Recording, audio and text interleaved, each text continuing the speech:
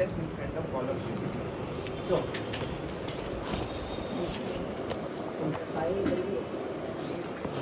all of you are aware that the Act came in the year 2002. The date of commencement of the Act is 21/6/2002. What was the necessity of bringing SARFASI Act? To understand that, we have to go in the older periods. Let's go in 1980, 1990. What was the condition of banking sector at that point of time? The condition of banking sector was very, very bad. There was no proper law for the banks. So what was happening in that period of time? One more act came, the Sixth and Industrial Act, 1985. That act, what has happened? They have given a superpower to Companies Act. So the bank has nothing with that. So what has happened? The NPA accounts have been increasing more and more. According to reports, there will be around 12,000 crore rupees that were being kept as NPA accounts in the bank. So at that point of time, what bank has to do? They have to file a civil case. You all know that case goes for years and years. It never ends. So people were using that as a weapon. They are taking loan, but they were not paying. So all the accounts being declared as NPA accounts. Later on, what has happened? In around 1980, 1990, the central government have thought that some act to be bring to support the banking sector. So they brought one act, the Recovery of Debt and Financial Institution Act 1993. One act was brought for banking sector. But that act also, there were many loopholes in that. That was not successful for the banking sector, and it was going down day by day. People, what they have did, they were taking the loans where they were not paying continuously. So central government have made two committees. One is Narsimha Committee 1 and Narsimha Committee 2. Another committee also. All they have formed, and thereafter they brought this act, SARFASI Act 2002. When this act came, there were many challenges, because everyone says that this act only supposes the bank. For borrower there is nothing. Borrower is the one who takes money from the bank and give that access to the banks. So what has happened? This act came with two aims. First aim, to reduce NFF, to reduce non-performing assets, NP accounts, and second, to recover loans, whatever the bank has given, as soon as possible. So when you see that, what was the difference between the 1993 Act and 2002 Act was, there was one very big difference. That was the hero for the banking sector. That was, the bank can recover the loan without going to the court. As per section 13 subclause 1, the bank has got all the rights.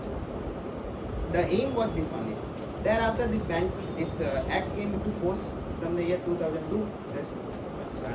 Now the second question is, the SARFASI Act will be applicable to whom and when? SARFASI Act is applicable to all the vacant land, commercial property, residential property. To whom is it not applicable? If the amount does not exceed 1 lakh rupee, the borrower who takes from the bank, then it is not applicable for them. If the borrower pays 80% of his due to the bank, then the SARFASI Act is not applicable for them. If it's agricultural land, then SARFASI Act will not be applicable for them. And there are many aircraft, shipment, there are many things are there which you can find it in the section 31, where the SARFASI Act will not applicable. So this was there. Now, as you all know, from 1980, 1990, 2000, there were many NP accounts already there at that point of time. So, you know all that banks are very limited. Each and every people are getting loans from banks. So it was very difficult for banks to go and to recover their loans. So what government have thought, they have brought something called ARC, Asset Reconstruction Company. Now what is Asset Reconstruction Company? It's a private company. Two things they have to do. ARC, short form. ARC has to register with the Companies Act, as well as they have to register with RBI. There are certain guidelines and principles have been given by RBI.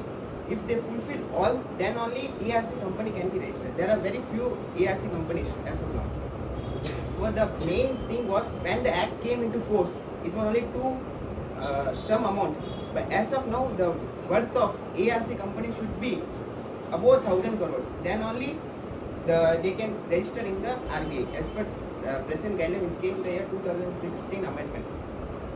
So how does ARC work? For a moment, let's assume a bank who is having NP accounts. Let's take SBI Bank, who has NP account of altogether, if I calculate, it's 1,000 crore. What they will do, they will appoint one ARC company. They will have tie-up. ARC company has 1,000 crore rupees. And what they will do, they will go to ARC, they will settle that thing. That you give me 750 as of now. I will give all my NP accounts to you. So what bank is getting, okay, within 1 minute I will complete all my NP account and I will get 750 crores. What ARC will be thinking that, okay, I am getting benefit of 250 crores in that. So this type of agreement they put normally between the bank and the ARC companies. So government under the act, they have brought this ARC company also. It's like a company who will assist bank. Once this 1,000 crores rupees, whatever they have, for example, I am saying the 750 crores they pay.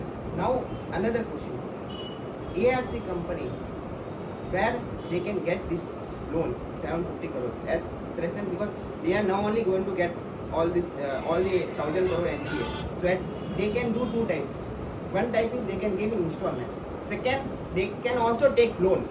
RBI put a few restrictions that they can go to they can take loan from this and this only. For example, ARC company can take loan only from qualified buyers. Now let's see who are qualified buyers. We, individual person, will not come under qualified buyers. Qualified buyers only big companies, like you can give 150 crore, 100 crore, more than that. For example, life insurance company, state banks, central government, all those things, they will only be called as a qualified buyers under the definition of SARFASI Act. So what they will do, bank will have a tie-up with ARC company. ARC company will get loan from qualified buyers. This is how the things goes. Now, what has happened? When the bank give any of his NP account to ARC company, assess reconstruction company, they will have one deed. That deed has to be registered. On that deed, there is no stamp duty and registration fee. That has been described under the Act. Now this has happened. Now the next thing is, you all know that bank, financial institution and ARC companies, these are the major important things. Under the SARFASI, when you start reading SARFASI Act, the definition is very much important as described in section 2. In those definitions, there are 3-4 definitions which are very useful for everyone. For example, first is secure creditors, who we call as a secure creditors. Secure creditors mean the bank who give loans to the individual. Second is borrower. Borrower means the one who takes the money. Third is financial assistant. Financial assistant means the bank, what are the services they are giving. For example, if the bank gives loan, advance amount, CC, OC, all those things that will come under as a facilities, what being given by the bank to the individuals. So this and a few more are the obligator, originator means they will be called as a borrower and all those things. Now coming to the main act, this act is very simple. Once we see from outside, it's very difficult, but once we read, it is very simple. There is nothing more. It's made very simple, something that bank can recover money without going to bank, without going to the court. Thereafter, we start with the sections. In this act, it's been divided into 6 chapters: 1, 2, 3, 4, 5, 6. When you see 4 to 6 is of no use, because it is regular that all the acts will have, to whom it will, how we override and all those things. So main, there is only chapter 1, 2 and 3. Today I am going to speak, there are totally 42 sections under that, 1 to 42. In this, if you see, only 1 to 20 are very important sections as pertains to court side also and registration side also, that belongs to it. Remaining all the sections are between the RBI and the ARC companies and who register before SARFASI. That is separate thing that we don't have to go into as of now. Let's start with definition. Let's start with section wise. So first section is short title, that to whom it will applicable. The SARFASI Act is applicable to all. It's applicable all over India, even J&K, Jammu and Kashmir. Section 2 is the definition clause, what they have given, few definitions that I already said before. Section 3 is the registration and 4 is cancellation. The ARC company has to register with the RBI. So 3 and 4 deals with that. Now comes to the thing starts from section 5A. 5A, what is a transfer of application. Let's assume that if a person take a loan from 3 banks and 3 banks separately file the case in DRT1, DRT2, DRT3, then the borrower and all the 3 banks has to go separately in each and every court. That will frustrate entire procedure. What they have did that you can file an application before DRAT. DRAT is the appellate tribunal. DRT is a trial first court. There are only 2 courts, DRT and DRAT, that been established in Chennai also. So they filed application before DRAT to transfer all the 3 cases in one court. That we normally does in all other cases also. In city civil court also we does the same thing. So section 5A says that when there are 3 applications pending before 3 courts, you can file an application DRAT, appellate tribunal. They will pass an order so that it will be brought into one court. So this will be section 5A. Now section 6, what it says that whenever the bank make agreement with ARC company, they have to give notice.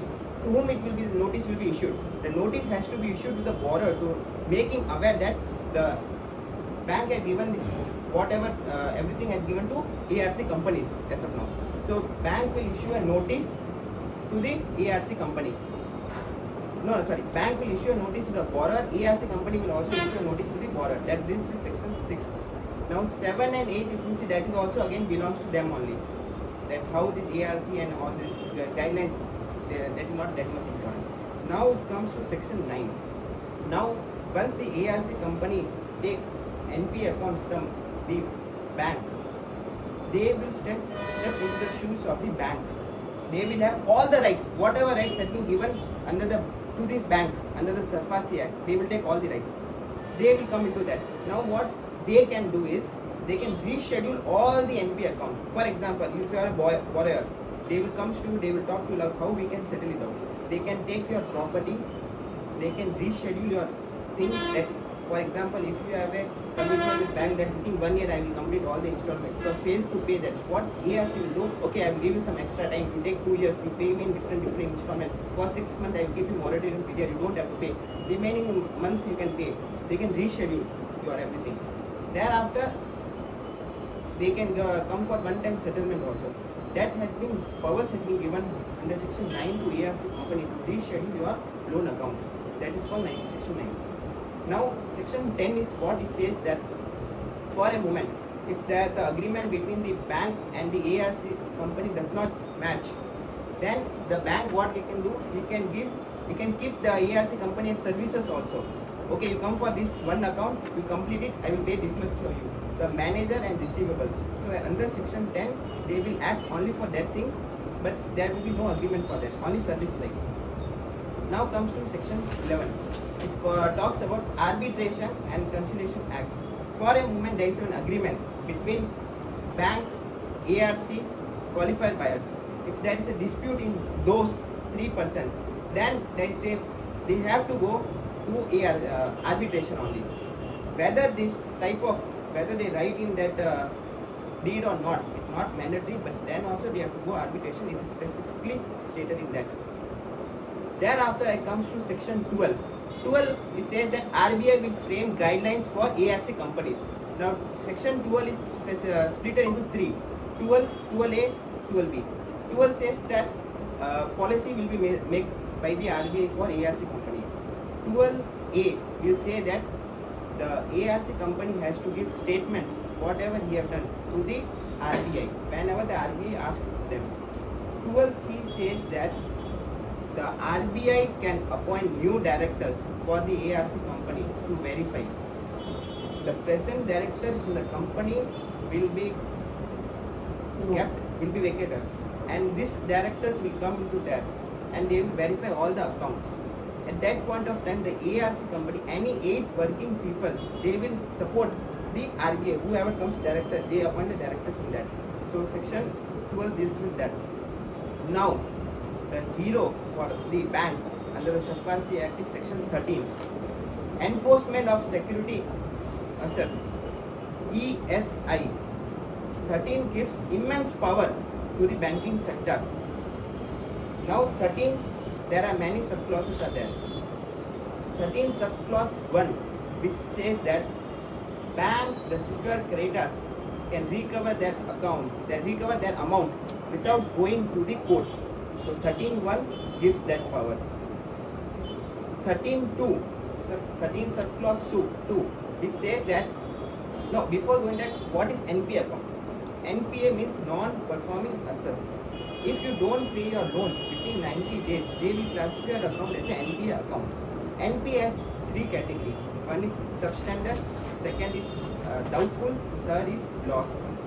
When you don't pay the loan within a year, it will be classified as a substandard account. When you don't pay the loan for more than a year, it will be classified as a doubtful account. When you don't pay for larger extent of time, it will be classified as a loss. So there are three separate things are there. So what has happened? The first step, what bank has to do, they have to classify the account as an NPA account. One is being done.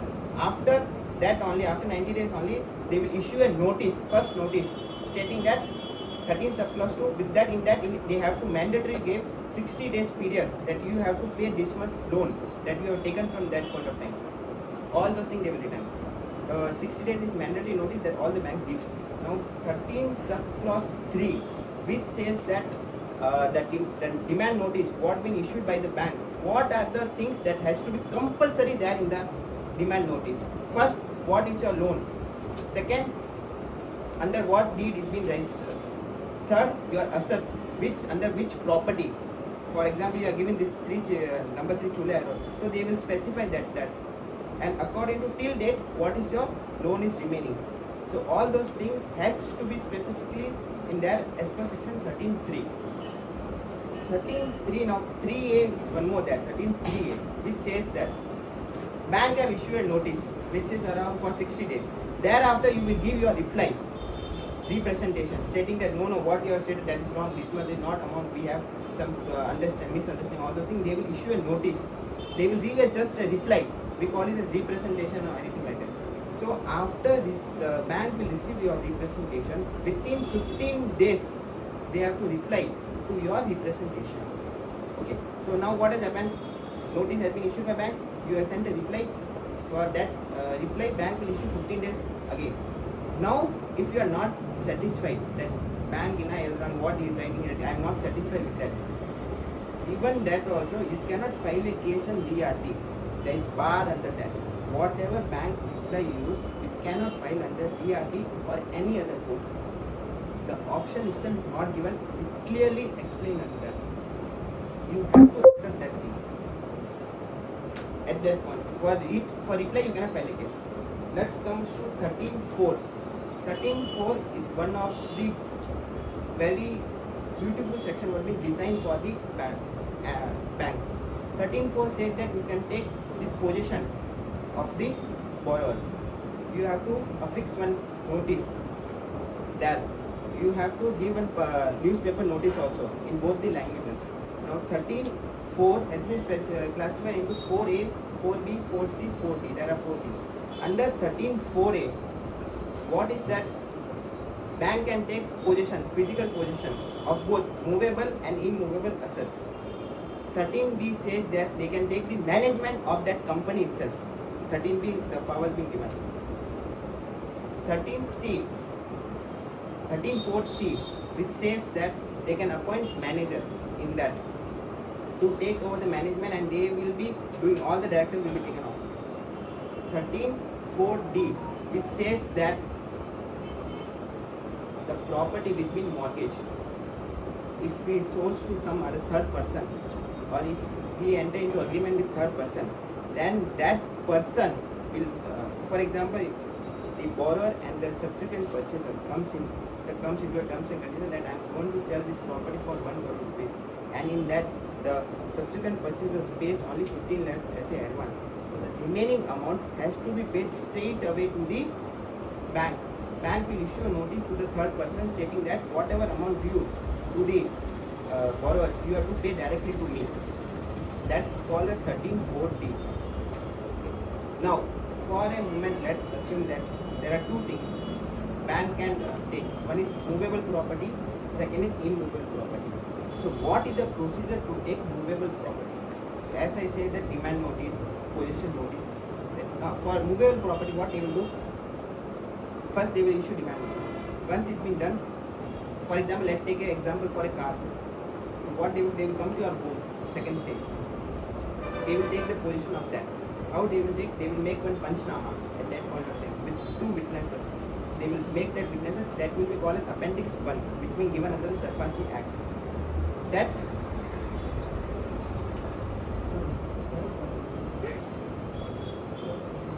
thereafter, after taking position, they will again put in a newspaper that we have taken so and so position. Thereafter, what they will do? They will value that property. How much value? Value will be there. After valuing that property, they will come for auction again to sell the car.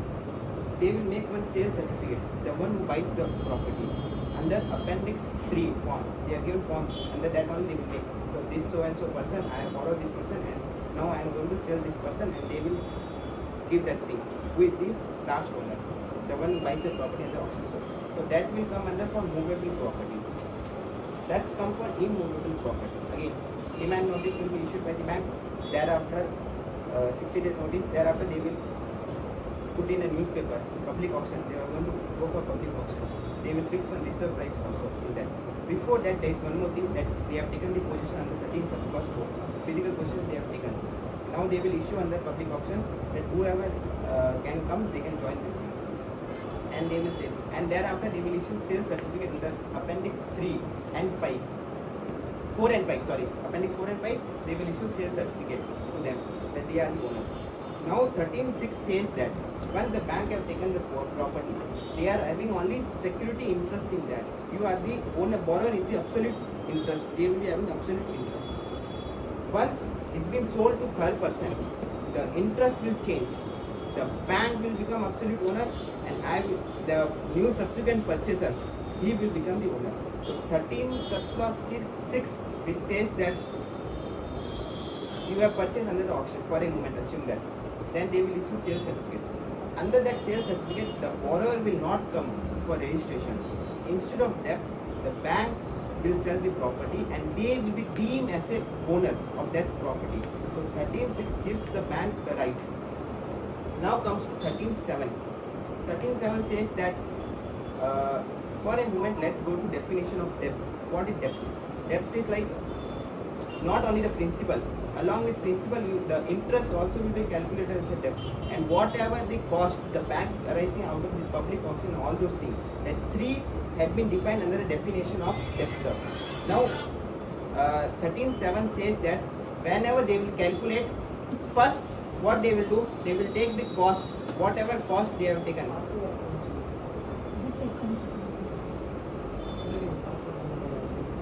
First they will reduce or whatever cost they have taken. Second, they will take interest. Then only third, they can go for principal. They will, if I take this property for 1 crore, under the auction I got, for example, 1.5 crore. So 13.7 says that first whatever cost has been incurred by the bank, that has to be taken, reduced. So this is how 13.7 works. Now 13 subclause 8. Again, it's very good thing what being done for bank. 13.8 says that the borrower can redeem his property at any point of time. But 13.8 says that once it been public notice is been issued, the borrower loses his right to claim the property back. 13.8 is very clear that once the public notice been issued, the borrower cannot take back his property. What he can do? He can sit in the auction, he can purchase his own property again. Earlier point of time, what was that? Till the hammer bit, the borrower can redeem his property. But after the amendment of 13.8, it says that once the notice been issued, public notice, public notice been issued, the borrower loses all his right.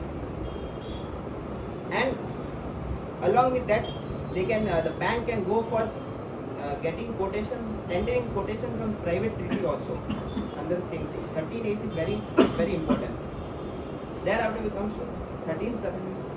Private treaty with third person. They can bank and go with third person also. They can have that agreement also. Private is not with the borrower.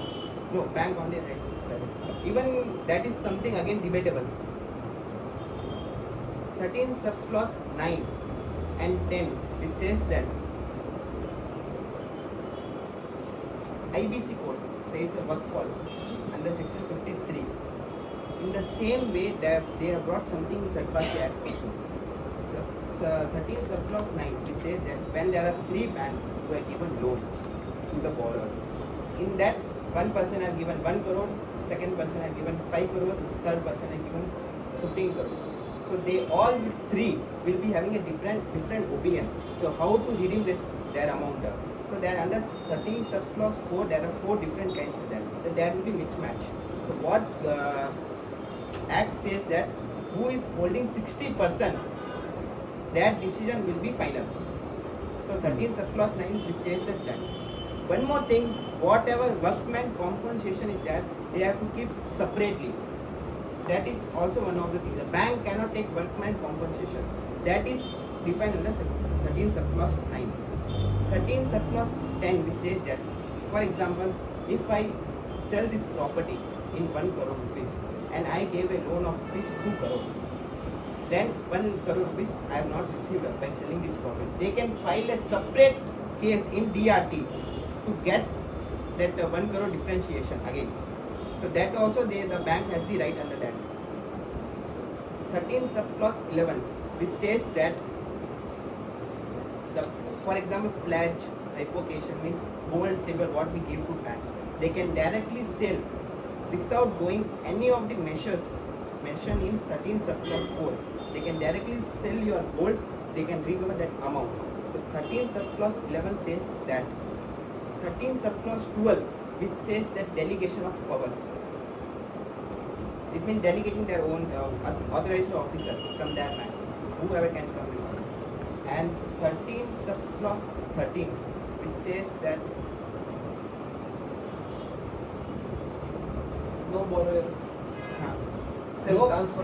Once this demand notice has been issued to you, that's within 60 days you have to pay. Thereafter, you cannot sell the property, you cannot lease the property without taking permission from the bank in writing. Then only you can sell whatever you can do with your property.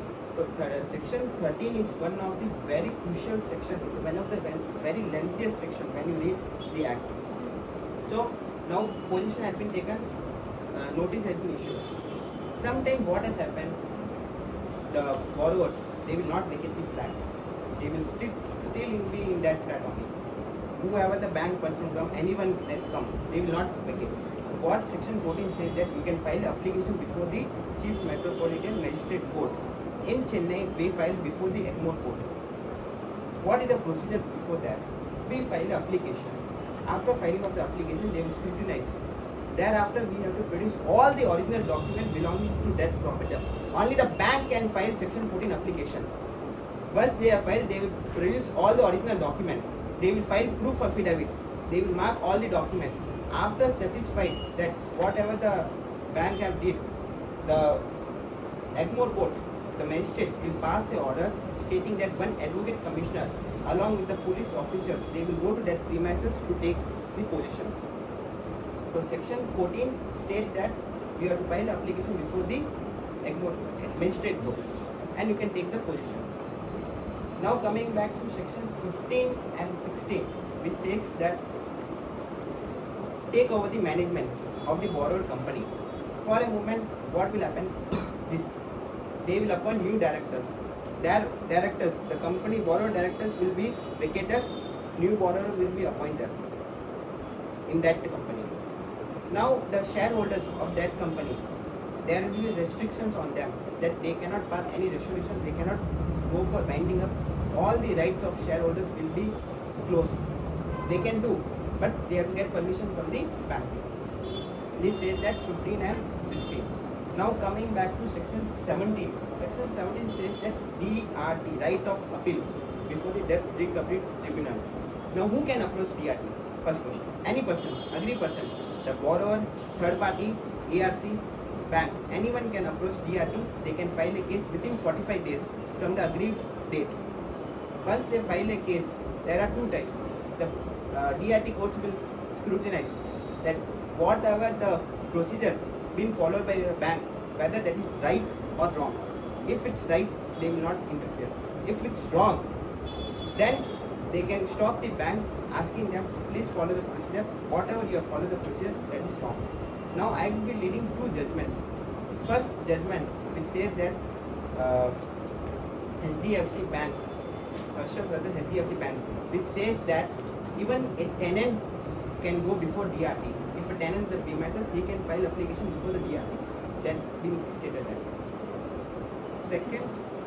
Second judgment says that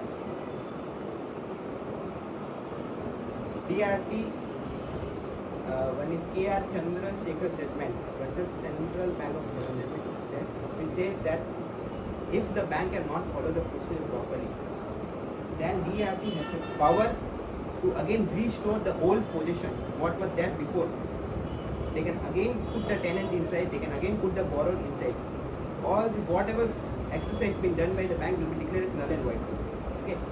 Now, this amendment, by way of amendment only, the DRT got this power. Now, thereafter, section 18 is DRAT. No one is satisfied with DRT order, they can go to DRAT.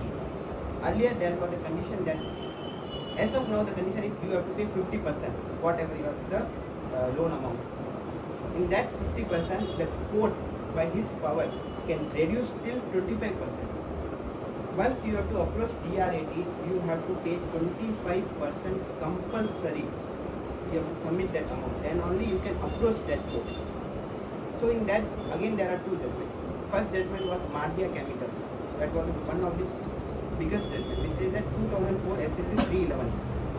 In 2004, what Mardia Chemicals judgment have said that few of them have challenged the SARFASI Act itself, that it's a null and ultra vires my constitutional right, all those things.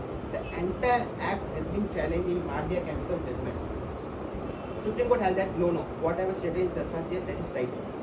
Upheld the validity of SARFASI Act under Mardia Chemicals judgment, that is of 2004. Another judgment which says that one of the persons who have challenged section 14 alone, ignore that the court magistrate can pass any order. In that, the judgment is KR Chandrasekhar, which upheld the validity of section 4 also. What magistrate is passing the order, that is right. Now, for a moment, let's go what the tenant has right. Under section 18 and 17, where tenant can file a case. Because if the right being taken from them, then what all the borrowers will do, they will simply take loan, they will not pay, they can vacate the tenant as soon as possible. If you file a case that goes for 10 years, 15 years. So shortcut they are doing this thing. So what in that judgment, Himraj judgment stated that they have made three principles. That when the tenant is there in the premises, you have to follow three principles the magistrate court has to follow. First principle was, if it's unregistered tenancy agreement, that has the validity only for 11 months, not more than that. Section 107 will come into picture. For example, if you take a loan in the year 2015, Section 107 of Transfer of Property Act, which says that if it's unregistered, it has validity of less than a year. More than that, it has no validity. If it's more than a year, you have to register the instrument before the registration act. That is another section 17 and all. Let's come back to what the tenant has a right under SARFASI Act. What is the, for example, if you take a loan in the year 2015, if there is any tenant which is unregistered, they have validity of only 11 months. If they file a case before DRT, DRT will say that you are unregistered tenant, you have no rights because you are tenant at substance. Now, one more thing, where the time will start, the 11 months. For this, there are two things that have been given. First, the date of inception, when the tenant came in the premises. From that day, the time will start. Or the any tenancy agreement if you are holding, from that day, the 11 months, 12 months will start. Once the time gets over, you have no right. Tenant has to vacate and they have to go away. Second says that when they say after 2015, when there is a mortgage deed is being registered, from 2015 to 2021 till you don't pay the loan, what procedure they have to follow? The procedure of 65A of Transfer of Property Act. Now, after issuing demand notice, you give for lease, then you have to take prior approval from the bank. There are three different things that have been described under the Himraj judgment. Even if go for registration also, if there is any MODD, the registrar will not register. They will take that. They will say that simply you take NOC from bank, then only I will register. The same procedure will be followed by them also, by the registration office also. Now coming back again to section 18. Section 80 says that within 30 days you have to approach us when you agree by the order of DRT or any other thing. Within 30 days you have to come. So section 18 says like that. Section 19 says that compensation, if the bank does not follow the procedure, then they will get the borrower will get the compensation under section 19. From section 20, central registry will come into force. This is of no use because from 20 to 30 will be saying that only. From 31 to 42 there are only 4 important sections that you have to read. One is whatever order passed by DRT, you cannot file case against the judge. That is common in all the acts. Second, no civil court will entertain cases related to SARFASI. That is bar under section 34. No one can go before them, before any other courts. For a moment, if you file a case in citizen court, they will return stating that this will not come under us. If you go to writ, they will say that when there is a separate forum with that, you go there first. You complete that thing, there you come here. Many of the writs have been dismissed as stating that there is a separate forum, you have to approach there only, you cannot come here. So DRT is like a buff code by themselves. Whatever the DRT passes the order, it becomes final. DRT, DRAT, thereafter you can go before Article 226 and 30. Then you have very limited power under that. So 17, 18, 19 and this thing will come.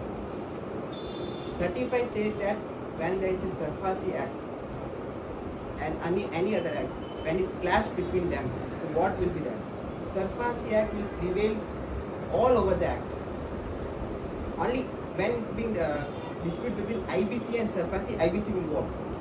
When it's transfer of property and SARFASI, SARFASI will win. 35 says that overriding effect will given. So SARFASI is the main hero for the secured creditors. Finally, I will be concluding my thing is like SARFASI Act, the act made for the bank. If there is any MODT is being registered, make sure that this has to be done. Before that, don't buy that property. If you buy, the bank has superior power. If you go to any other court, they will not follow. They will not see what you have written in your application. They will simply blindly they will pass order in favor of only the bank. So make sure that this is as. Thank you.